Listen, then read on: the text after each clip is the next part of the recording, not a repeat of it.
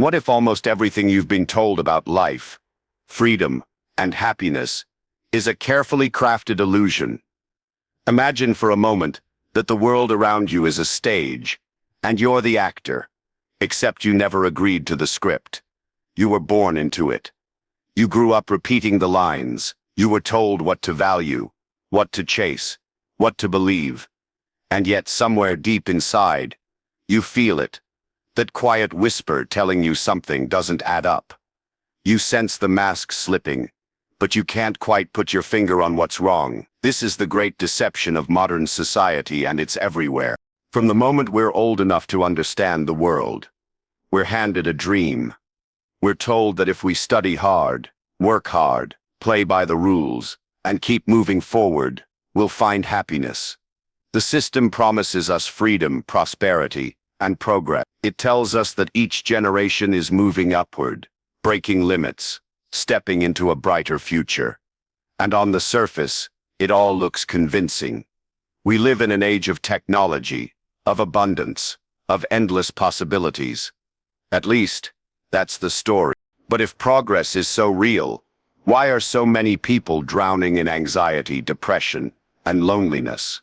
Why do more people feel empty, directionless, and burnt out, even though we have more comforts than our ancestors could ever imagine?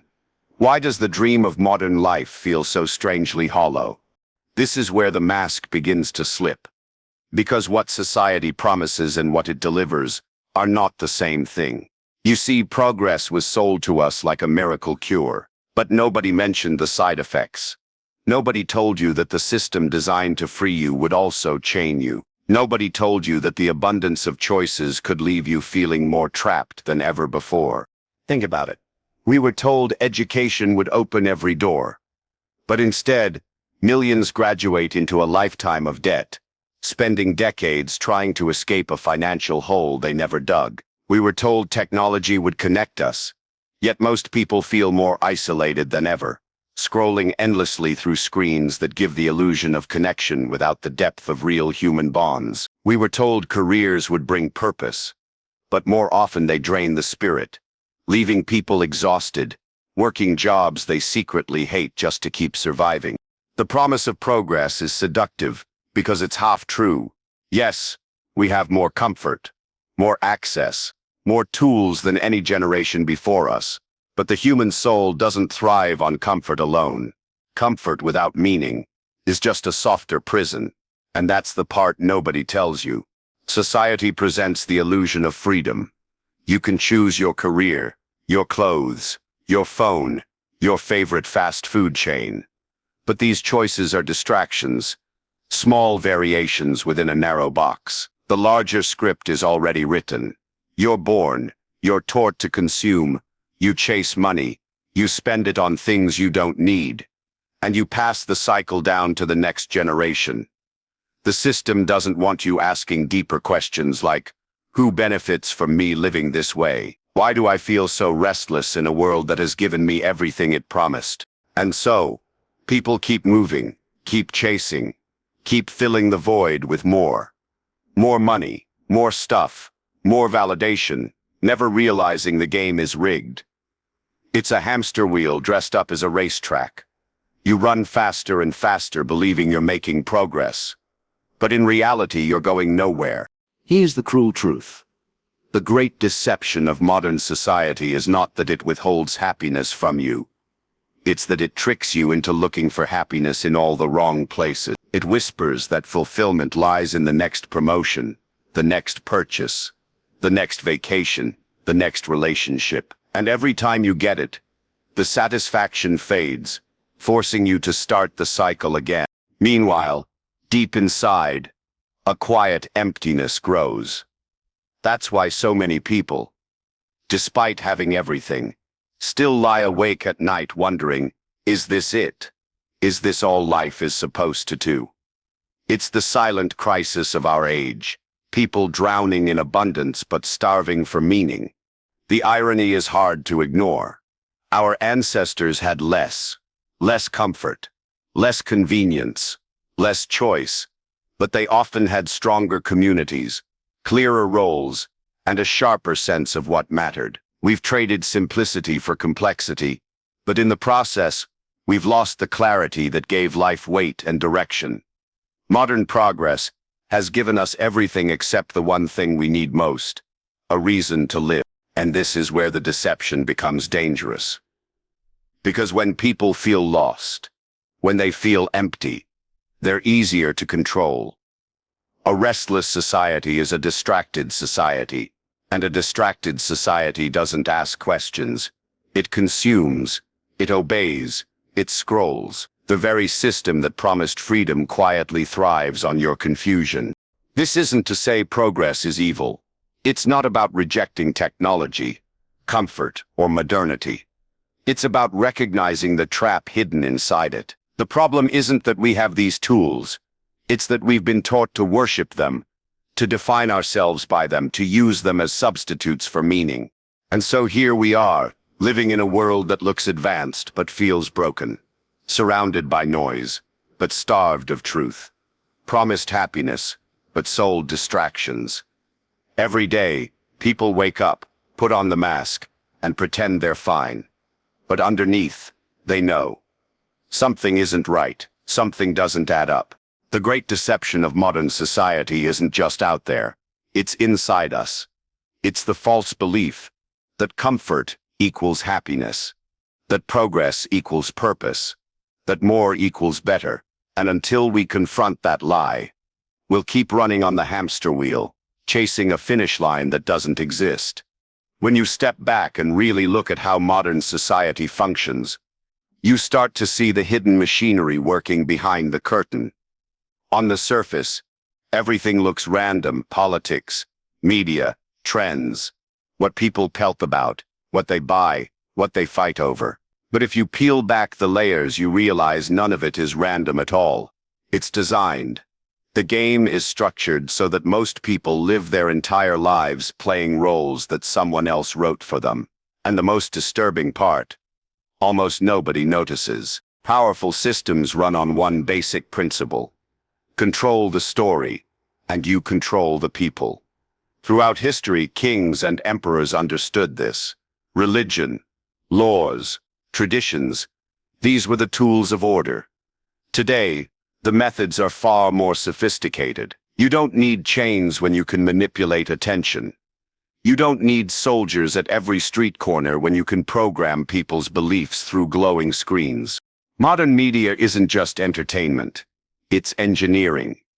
Every headline, every viral post, every carefully crafted narrative has a purpose: to shape what you think, what you feel, and what you fear. The outrage cycle, the constant stream of breaking news, the illusion that you're choosing what to pay attention to, all of it is part of the machine, because if your mind is occupied with endless noise, you don't have the time or energy to ask deeper questions about who benefits from that noise.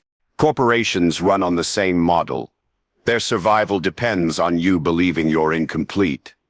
They sell the promise of happiness bottled up in products. Buy this, wear that, drive this car, download that app. Each one whispering that your life will finally feel whole. But of course, it never does. You spend, you consume, and for a moment you feel a spark. But soon, the emptiness returns. And so the cycle continues. Debt is another part of this machinery. It's not just about money. It's about ownership. When you owe, you're not free. Your time, your energy, your choices become tied to repayment. And yet society tells you this is normal, even admirable. Go to school, take the loan, buy the house, get the credit card. Each step feels like progress. But in reality, it's a subtle form of bondage, dressed up as opportunity. And then there's politics. The illusion of choice. The system tells you that if you pick the right side, things will change. But what really changes? The faces, the slogans, maybe a few policies here and there. But the larger structure, the machinery itself, remains untouched. And as long as people keep fighting over which puppet sits on the stage, they don't notice the strings pulling them from above. This is how the deception works. Not through obvious oppression, but through quiet conditioning. You're trained to chase, to consume, to argue, to perform, but not to reflect, not to pause, not to notice that the entire system thrives on your distraction. And that brings us to one of the most effective weapons of all: entertainment. Society has mastered the art of keeping you busy without ever letting you see the bigger picture. Think about how much of life today revolves around distraction. Social media feeds designed to pull you in and never let you out. TV shows that keep you binge-watching until your eyes burn. Sports rivalries, celebrity drama, political scandals, constant noise that feels important but fades the moment the next headline arrives. We tell ourselves it's harmless, just a bit of fun, just passing time. But passing time is exactly the point. Because while you're scrolling, while you're arguing online, while you're glued to the latest drama, your life is quietly slipping away. The hours turn into days, the days into years, and one day you wake up wondering where it all went. This isn't an accident, it's strategy. Attention is the most valuable currency in the modern world, and everyone is fighting for yours. Corporations, media outlets, influencers, they don't just want your money. They want your focus, because focus leads to belief, and belief leads to behavior. If they can control what you look at, they can control what you desire. And if they can control what you desire, they can control your life without you even noticing. The science behind it is brutal. These platforms are built to hijack your psychology. Every notification, every like, every video recommendation is a tiny dopamine hit, a micro reward that keeps you coming back for. And like any addiction, it rewires your brain. You start craving the quick hit of validation, the quick fix of novelty. Real life begins to feel too slow, too quiet, too boring in comparison. And so the machine wins. The metaphor is simple. Imagine you're at a carnival, bright lights everywhere, music blaring, endless games and prizes to distract you. You're caught up in the noise, the excitement, the rush. But behind the curtain, something else is happening. While you're busy playing, someone is emptying your wallet. Someone is writing the rules of the game. Someone is deciding how long the carnival will last. And you don't notice, because you're too distracted by the flashing lights. This is modern life. A carnival of distractions, bright enough to keep you entertained, shallow enough to keep you from looking deeper. And yet if you pay attention, really pay attention, you can feel the mettiness underneath. You can sense that the carnival is temporary, that it's keeping you from something more real, more lasting, more important. But here's the hardest part to admit. We participate willingly. Nobody forces us to scroll. Nobody forces us to binge watch. Nobody forces us to fill our lives with noise. We choose it. Because the alternative, silence, reflection, self-confrontation, feels uncomfortable. And so, we trade depth for distraction, freedom for comfort, meaning for entertainment. That's the genius of the deception. It doesn't need to chain you.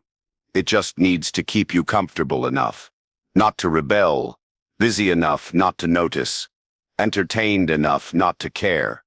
And so the machine hums along, quietly feeding on your time, your energy, your attention. But if you're listening to this now, if you've made it this far, it means you already feel it. The discomfort, the sense that the carnival lights are hiding something, that the noise is drowning out the truth, that awareness is the first crack in the illusion, and once you see it, you can't unsee it. Freedom is the word that defines modern life, or at least, that's what we're told. We grow up believing we're freer than any generation before us. Free to choose, free to speak, free to live however we want. And on the surface, it looks true. You can pick your career. You can dress however you like.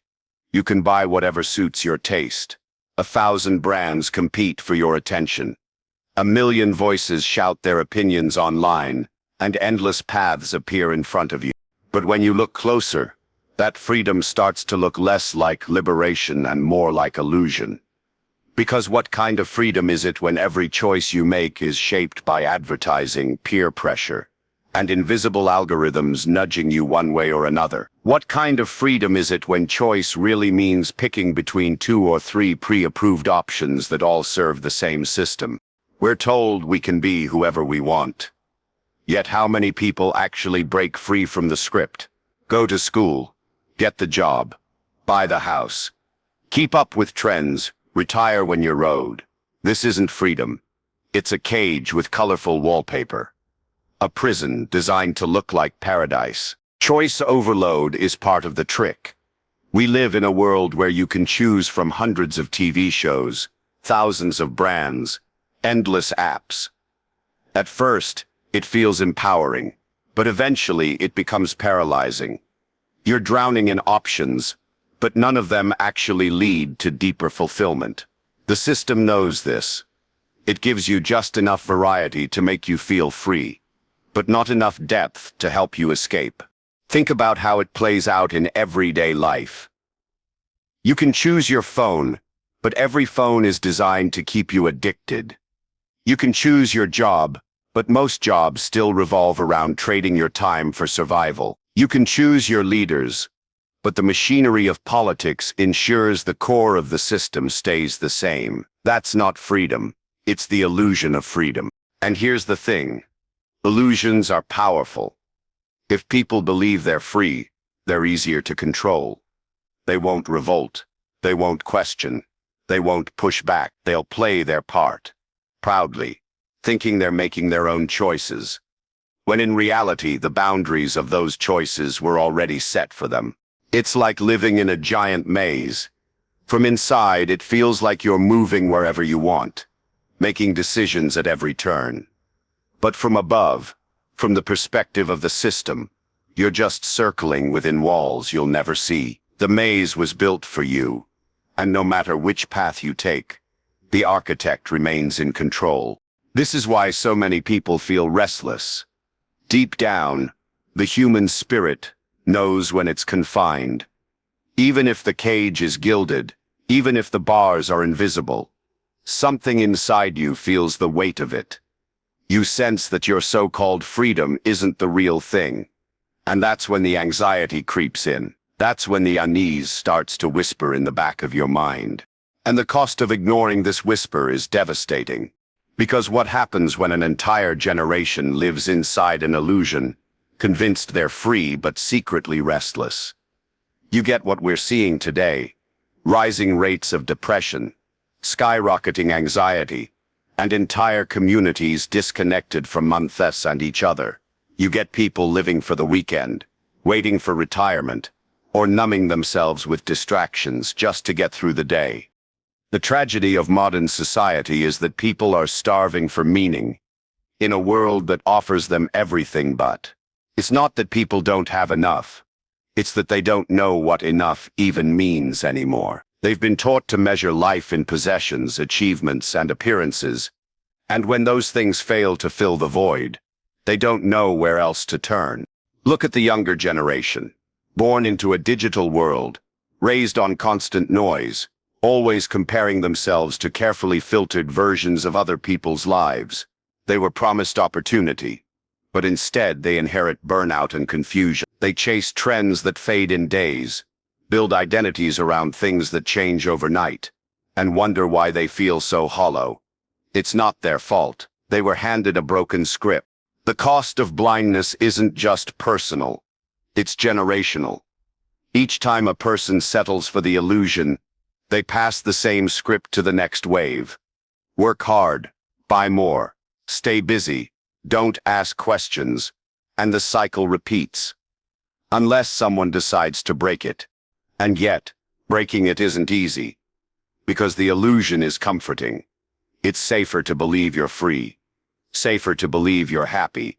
Safer to stay distracted than to face the terrifying possibility that you've been deceived. Facing the truth means stepping outside the maze. And the maze is all most people have ever known. But here's the paradox. As painful as it is to see the truth, the cost of staying blind is far worse. Blindness robs you of purpose. It robs you of the chance to live a life that's truly yours. It robs you of the clarity to see what matters and what doesn't. And the longer you stay blind, the harder it becomes to remember that another way of living is even possible. That's why society thrives on blindness. Because blind people don't rebel. Blind people don't create revolutions. Blind people keep working, keep spending, keep scrolling. They keep feeding the machine without ever realizing they're the fuel. But every once in a while, someone wakes up. They look around and realize the freedom they were promised isn't real. They feel the cost of their blindness and decide it's no longer acceptable. And that decision, the choice to see, is the first act of true freedom. The good news is this: illusions only work as long as you believe them. The moment you see through the deception, the spell begins to break. That uneasy feeling you've carried, that quiet sense that something isn't right, isn't weakness. It's the beginning of freedom. It's the signal that your soul is refusing to accept the script handed to you. And that's powerful. Breaking the spell doesn't mean running away from society or rejecting modern life entirely. It means learning to live with awareness instead of blindly following the current. It means asking the questions most people avoid. Who benefits from the way I live? Why am I chasing this goal? Do I even want the things I've been told to want? These questions are uncomfortable, but they're also liberating. The first step is awareness. Start noticing how much of your life is designed to distract you. Pay attention to the way your phone pulls you in, how advertising makes you feel incomplete, how news cycles keep you in a constant state of outrage or fear. Once you see the pattern, it loses some of its power. You're no longer just a consumer. You're a conscious observer. The second step is simplification. The system thrives on complexity, on overwhelming you with options, on drowning you in noise. But freedom often looks like less, not more.